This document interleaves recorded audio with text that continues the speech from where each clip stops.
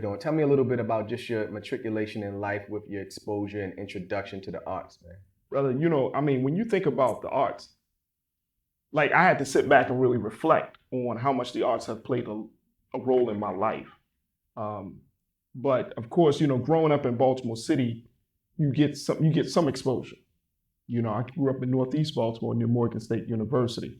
So, having the opportunity to go to school plays and everything, I was like, all right, this is cool. This is cool. Elementary school, I'm like, all right, this is cool.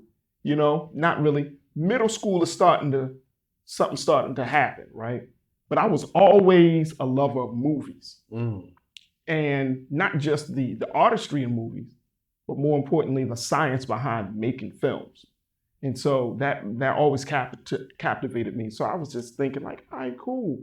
And then, I had a couple of things I did in middle school, little plays here, little things there. And I was like, all right, this seems like it was pretty cool. But then the opportunity came while I was in middle school to go to School for the Arts, Baltimore School for the Arts, BSA. BSA, baby. You know what I'm saying? Yes. And so coming out of Chicopin, which is no longer around anymore, but coming out of Chicopin, it was something that it's kind of unheard of in my school. I think there was only one other student that tried to go into BSA.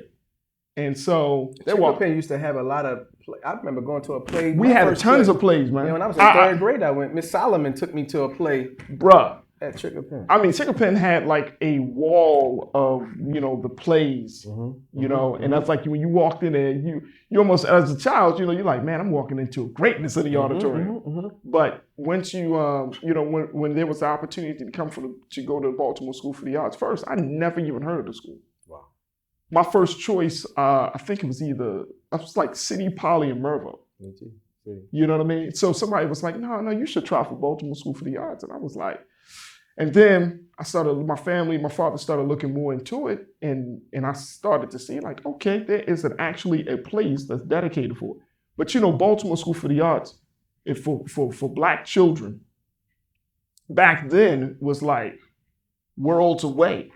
It was just a whole different culture. And so, I finally was telling my dad, I was like, well, I really want to try this. Let's see if we can do it.